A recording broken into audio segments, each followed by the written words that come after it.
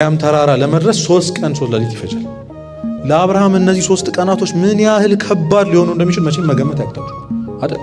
በጣም ከባድ ነው። ካውንት ዳውን ነው የሚያደርገው። አንድ ቀን መሽቶ አደረ ማለት ለሱ ልጁ ላይ ሰይፍ ለማንሳት ስንት ቀን ቀረው ማለት ነው? 2 ቀን። ሁላችንም የሆነ ብቻችን የምናሳልፈው ነገር አለ የለም? ቅርብ ብለን የምንለው ለቤስት ፍሬንዳችን እንኳን መናገር ማንችል አይደል? ብንነግረው እኮ ደስ ይለናል፣ ግን የሚነገር አይደለም። እግዚአብሔርና እኛ ብቻ የምናውቀው አንድ ነገር አግኝቶ ማጣት በጣም ከባድ ነው አይደለ? የሆነ ጊዜ የሆነ ነገር ኖሯችሁ የሆነ አፎርድ ማድረግ የምትችሉት ነገር ኖሮ ወይ በውጤት ጎበዝ ሆናችሁ ብቻ የሆነ ነገር አግኝተን ከዛ ማጣት ይከብዳል። ሰው ሁሉ ነገሩ ከስሮ የመጨረሻ ነገር ላይ ደረጃ ላይ ደርሶ አጣቆም አንዳንድ ሰው አልሞት ላይ ተጋዳይ የሚባሉ ሰዎች የሉ ደርሰው እኮ ፋይናል ነገ ሆኖ ምንም ያላነበበው ሰው በቃ አንድ ገጽ ላንብብና ሊል ይችላል። አረ ተስፋ የለም ሲባል አይ ማሚስ በእግዚአብሔር ተስፋ የሚያቆርጡ ሰዎች አሉ። ግራ ሲገባችሁ ምን ማድረግ እንዳለባችሁ ግራ ሲገባችሁ ጓደኛችሁ መጥቶ ቤተሰብ የሆነ ኬስ ሲኖር የሆነ ነገር ሲፈጠር ምን ማድረግ እንዳለባችሁ ማታውቁበት ሲቹዌሽን ውስጥ ስትገቡ ሰው መጥቶ ደግሞ ጓደኞቻችን ደግሞ አያርፉም አይደል? እሺ ምን ይሻላል እንደው ምን ልትሆኚ ነው አሁን እንደዚህ ሆነ ይሄን ከሰረ ምናምን እንደው ምን ይሻላል ሲላችሁ አፍ የሚያስይዘው መልሳችን እግዚአብሔር ያ አንድ ነገር አግኝቶ ማጣት በጣም ከባድ ነው አይደለ? የሆነ ጊዜ የሆነ ነገር ኖሯችሁ የሆነ አፎርድ ማድረግ የምትችሉት ነገር ኖሮ ወይ በውጤት ጎበዝ ሆናችሁ ብቻ የሆነ ነገር አግኝተን ከዛ ማጣት ይከብዳል።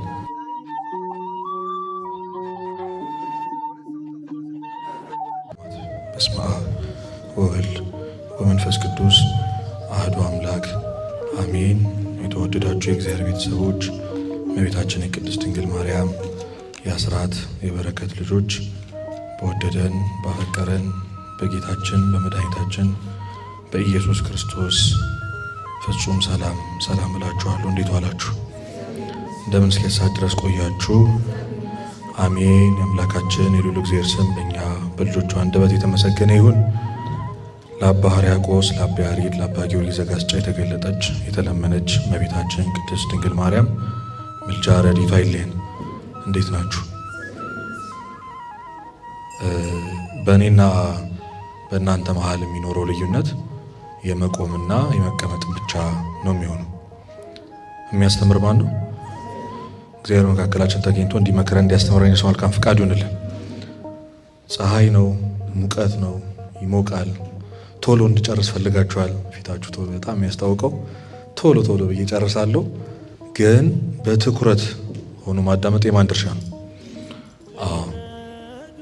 አንድ ጊዜ አባ ቢሾይ ይኖሩበት በነበረው ገዳም ላይ ክርስቶስ በአንድ ተራራ እገለጣለሁ ብሎ ለመነኮሳቱ ይነግራቸዋል። እየሰማችሁኝ ነው? እና እነዛ መነኮሳት እየተሯሯጡ በተባለው ሰዓት የክርስቶስን መልክ ለማየት መንገድ ይጀምራሉ። እና አንድ አባት ሸምገል ያሉ ያንን ተራራ መውጣት የማይችሉት አባት ግን ከተራራው ቁጭ ብለው እባካችሁ ተሸክማችሁ ይዛችሁ መጡ እባካችሁ እያሉ ይለምናሉ። እና እነሱ እርሶን ስንሸከም እርሶን ለመሸከም የምንወስድበት ሰዓት የጌታን መልክ ከማየት ወደ ኋላ ሊያረገን ይችላል እያሉ እያለፏቸው ይሄዳሉ። ከእሳቸው በጣም የደከሙት አባ ቢሾይ ግን እሳቸውን ያንን አባት ሰውን ማለፍ እግዚአብሔርን ማለፍ ነው ብለው እርሶን እንዴት አልፋለሁ ብለው ተሸክመዋቸው መውጣት ይጀምራሉ። መንገዱን እየወጡ ተራራውን እየወጡ የሆነ ብርሃን ይታያቸዋል አጠገባቸው እየበራ ከዛ የተሸከሟቸው እነዛ አዛውንት አባት ደግሞ ሲቀሏቸው ይሰማቸዋል።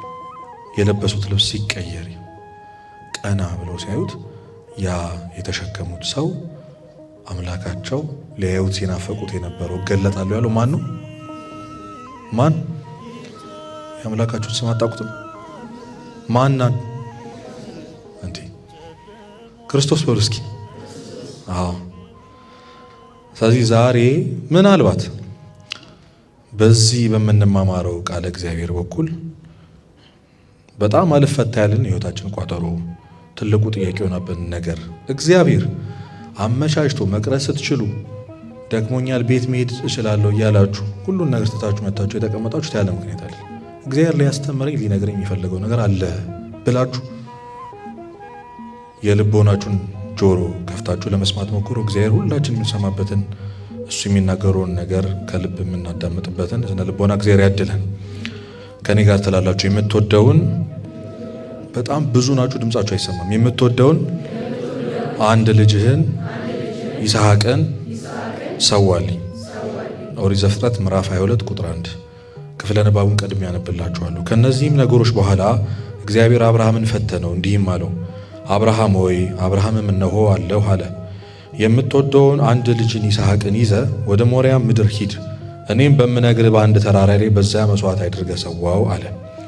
አብርሃምን በማለዳ ተነስቶ አህያውን ጫነ፣ ሁለቱንም ሎሌዎቹና ልጁን ይስሐቅን ከእርሱ ጋር ወሰደ፣ እንጨትንም ለመስዋዕት ሰነጠቀ። ተነስቶም እግዚአብሔር ወዳለው ቦታ ሄደ።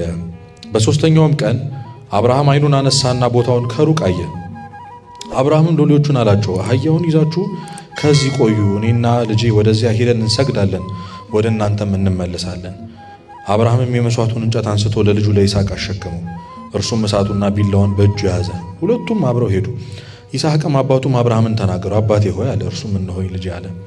እሳቱና እንጨቱ ሕያው አለ፣ የመሥዋዕቱ በግ ግን ወዴት ነው አለ። አብርሃምም ልጄ ሆይ የመሥዋዕቱን በግ እግዚአብሔር ያዘጋጃል አለው። ሁለቱም አብረው ሄዱ። እግዚአብሔር ወዳለው ቦታም ደረሱ። አብርሃምም በዚያ መሠዊያውን ሠራ፣ እንጨትንም ረበረበ። ልጁንም ይስሐቅን አስሮ በመሠዊያው እንጨቱ ላይ አጋደሙ። አብርሃምም እጁን ዘረጋና ልጁንም ያርድ ዘንድ ቢላዋን አነሳ። የእግዚአብሔር መልአክም ከሰማይ ተጣራና አብርሃም አብርሃም አለው። እርሱም እነሆኝ አለ። እርሱም በብላቴናው ላይ እጅህን አትዘርጋ፣ አንዳችም አታድርግበት። አንድ ልጅህን ለእኔ አልከለከልህምና እግዚአብሔርን የምትፈራ እንደሆንክ አሁን አውቄአለሁ አለ። ስለ ቃሉ የአምላካችን ስም የተመሰገነ ይሁን። የአብርሃምን ታሪክ አታውቁትም ብዬ የአብርሃምና የይስሐቅን ታሪክ አታውቁትም ብዬ አይደለም ይሄን የተረኩላችሁ። አብርሃም እንደምታውቁት ከካራን የምትባል ጣዖት ብቻ የሚመለክባት እግዚአብሔር የማይታወቅበት ሀገር የነበረ ሰው ነው። አብርሃም ታውቃላችሁ። ይህንን ደግሜ አልነግራችሁም። እግዚአብሔር በድንቅ አጠራሩ ጠርቶት ጣዖቱን ሁሉ ትቶ እናት አባቱን ቤተሰቦቹን ያደገበትን ቦታ ወደማያውቀው ወደ በረሃ አንድ አይቶት ሰምቶት ከዚህ በፊት ስለሱ ሰምቶ የማያውቀውን እግዚአብሔር የተባለውን አምላክ ድምፁን ስለሰማ ብቻ ፈልጎ ስላገኘው ብቻ እውነተኛ አምላክ ነው ብሎ ማጆሪቱ ሰው ሁሉ የሚያውቀውን እውነት ጥሶ ብቻውን እግዚአብሔርን የተከተለ ሰው ነው አብርሃም። አምኖ የወጣ ያንም በማድረጉ ደግሞ የተባረከ ምርቃት ያለው ሰው ነው። ምን ብሎታል? የሚባርኩን እባርካለሁ፣ የሚረግሙን እረግማለሁ፣ ዘርህን እንደ ሰማይ ከዋክብት እንደ ምድር አሸዋ አበዛልሃለሁ ብሎ ቃል ገብቶታል። በምትሄድበት ሁሉ እኔ ከአንተ ጋር እሆናለሁ ብሎ ቃል ገብቶለታል። አብርሃም ያንን ቃል ኪዳኑን ይዞ ተጉዟል። እንደውም ስሙ አብርሃም ነበር። እግዚአብሔርን ካገኘ በኋላ ነው ስሙ የተቀየረው። ሰው እግዚአብሔርን ሲያገኝ ነው ሕይወቱ የሚቀየረው፣ ሲያውቀው ነው፣ እሱን አምኖ ሲወጣ ነው አይደለም ስሙ ሕይወቱ የሚቀየረው። አብርሃም የብዙሃን አባት ተባለ። አብርሃም እግዚአብሔርን አምኖ ስለወጣና ያ ሁሉ ባለጸጋ ሆኖ ሁሉ ነገር ኖሮት የሚኖረው ግን በድንኳን ውስጥ ነበር። ድንኳን ዘርግቶ ነበር አብርሃም የሚኖረው። ግን አብርሃም ሁሉ ኖሮት አንድ የጎደለው ነገር ነበር፣ እሱም ልጅ ነው። ምክንያቱም ሚስቱ ሳራ መውለድ አትችልም ነበር። በጣም ብዙ ነገሮች ሞክረዋል። እንደውም ከአጋር ከምትባለው ከሰራተኛው ውለድ ያለ ዘር እንዳንቀር በቃ ውለድ በእኔ ምክንያት እንዲከምቶን ብለው እስማኤል የሚባል ልጅ ወልደዋል። እግዚአብሔር የኔ ልጅ አይደለም ብሎ አስወጥቷቸዋል እነሱ። ከዛ በኋላ እኔ ልጅ ሰጣችኋለሁ ብሎ እሱ 100 ዓመት ካለፈው በኋላ እሷ 90 ዓመት ካለፋት በኋላ ልጅን ሰጥቷቸዋል እግዚአብሔር። ማንም የሚባል ይውላችሁ አባቶች አንድ ሰው የሆነ ጥያቄ ሲጠየቅ የማይመልሰው ከ3 ምክንያት ነው ይላሉ። ከስንት? አሁን ከስንት ስላችሁ ያልመለሳችሁ ሰዎች ስሙኝ። ለምን እንዳልመለሳችሁ ልንገራችሁ። የመጀመሪያው ካለማወቅ ነው ይላሉ። ካለምን? አሁንም ስሙኛል የመለሳችሁ ሰዎች ካለማወቅ ነው እንዳላችሁ ያልኩትን ድገሙ እያልኩኝ ነው አይደለ? ስለዚህ አይደለም ማለት ነው ሁለቱም ምክንያቶች። ሁለተኛው ከኩራት ነው ይላሉ። ከኩራት እየሰማችሁ ነው። ሶስተኛው ደግሞ ከንቀት ነው። ኢዩኤል ማን ስለሆነ ነው ብላችሁ ማለት ነው። እኔ ገና አፌን ከፍቼ ለሱ ላወራ ነው። እንደዛ ነው። አሁንም አትመልሱም። ያሳዝናል በጣም። ነቃ በሉሽ ተማሪዎች አይደላችሁ እንዴ? ግዴታ ፓርቲስፔት ያደረገ ሰው ምናምን ብለን እኮ ማርክ መያዝ የለብንም አይደል? ስለዚህ ነቃ በሉ። እሺ በሉ። እስኪ እልል በሉላችሁ።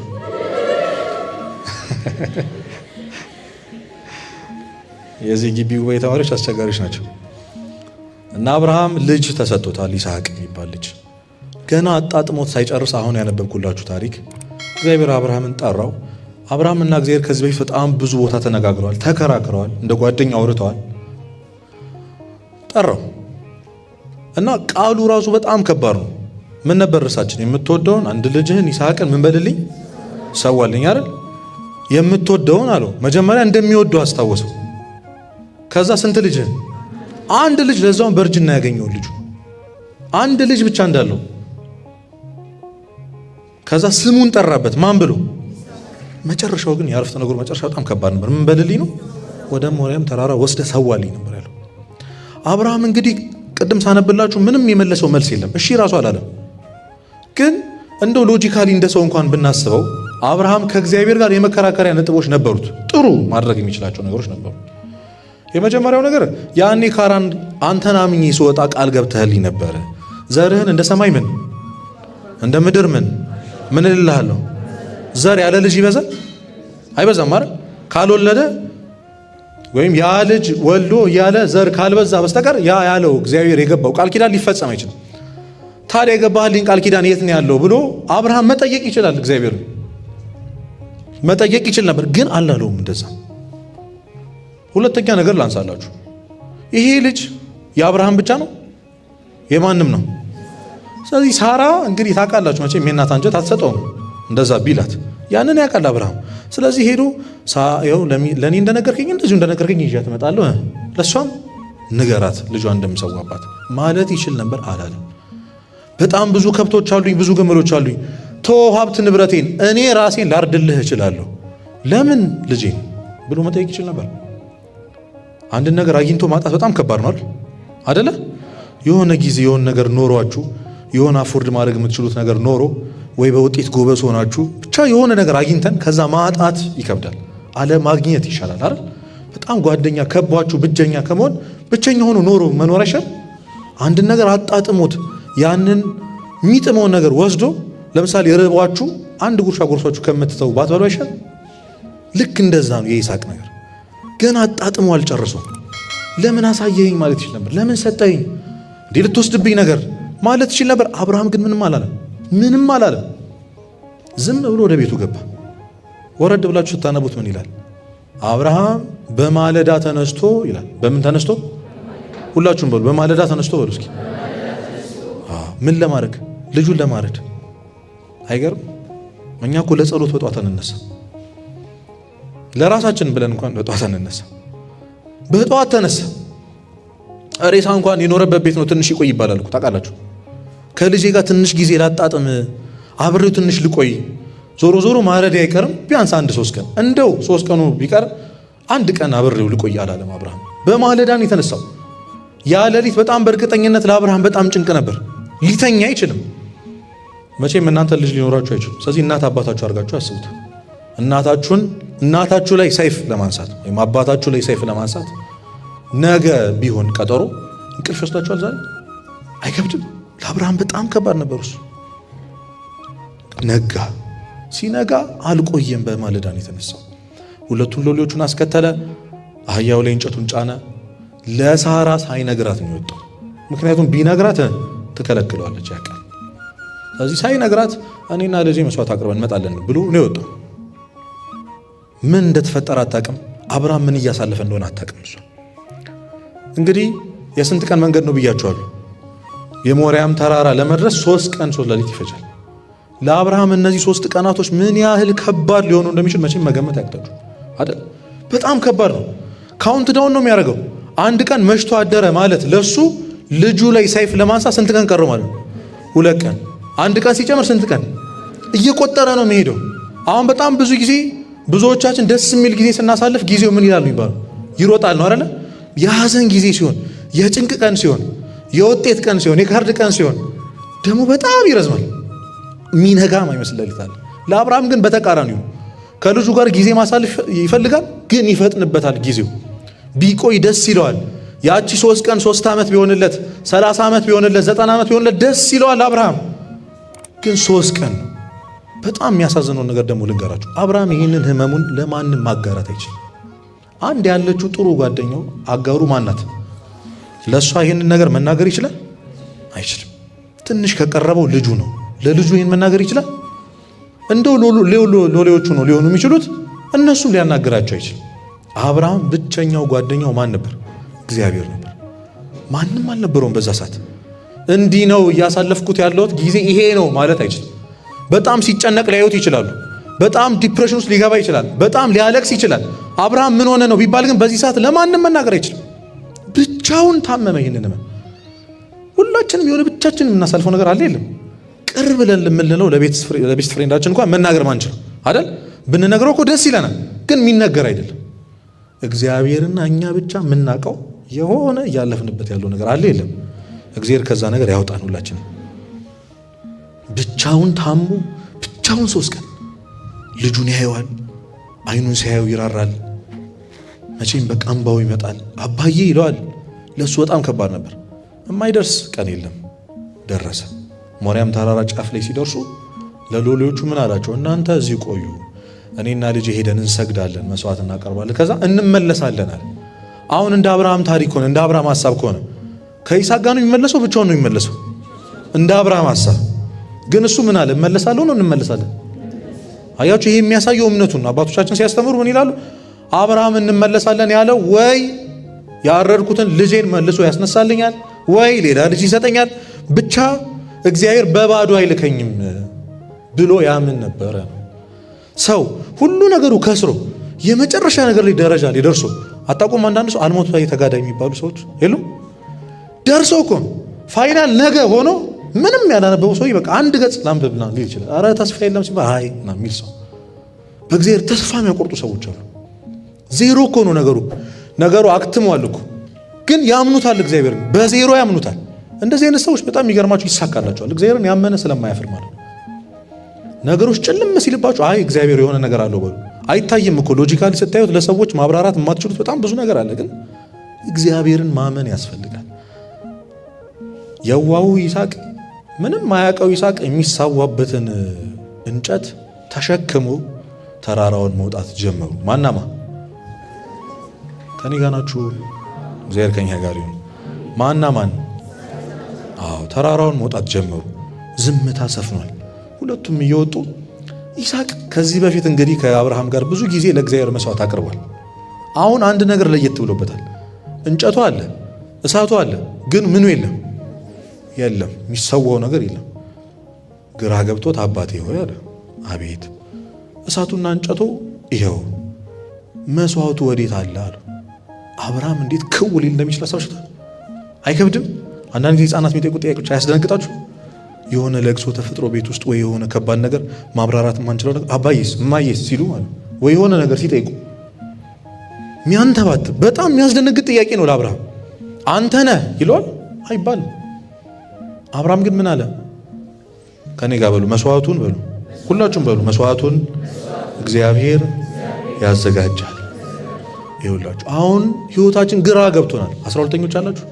እስኪ እጃችሁን አውጡ። በደንብ የሚያሳፍር ነገር አይደለም። 12ኛ አይዟችሁ ነው ልላችሁ።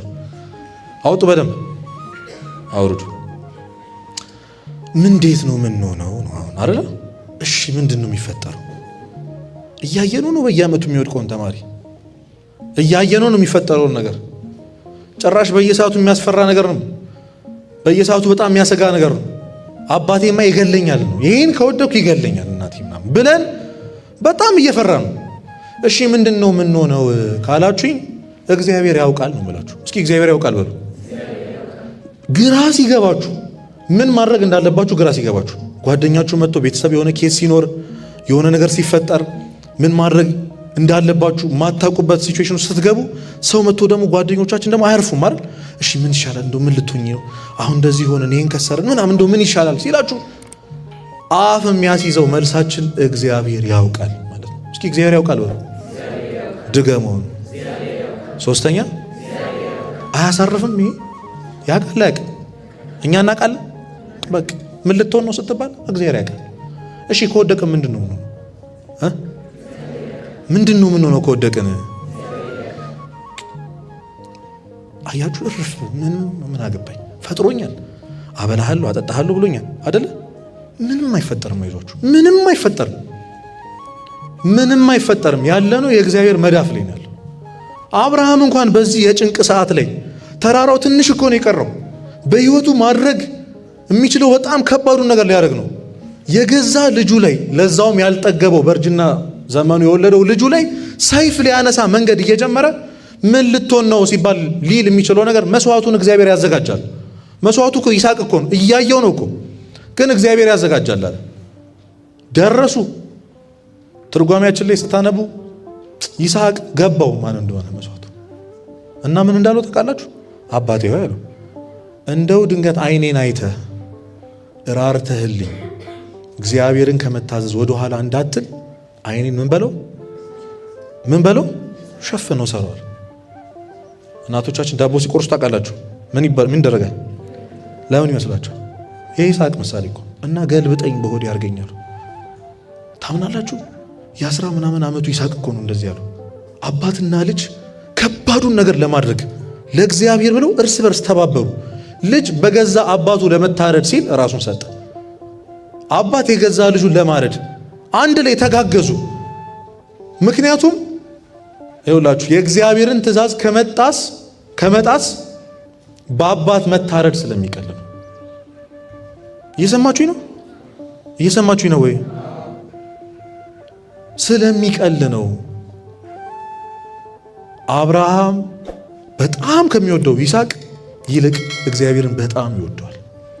ከሁሉ ነገር በላይ እነሱ እግዚአብሔር የሕይወታቸው ትልቁ ርዕሳቸው፣ አምዳቸው፣ ንጉሳቸው እግዚአብሔርን ከማጣ ልጄን ባጣ ይቀለኛል፣ እግዚአብሔርን ከማጣ እናት አባቴን ባጣ ይቀለኛል።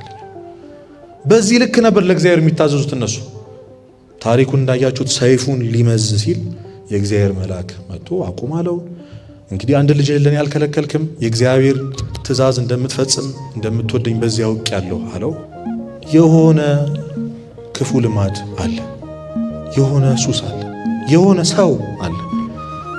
ከዚህ በኋላ አላወራውም፣ ቴክስት አላረግለትም ብለን እናረግለት ማድረግ የምንወዳቸው ራሳችን ህይወታችን ላይ ማየት የምንፈልገው በጣም ብዙ ነገር አለ።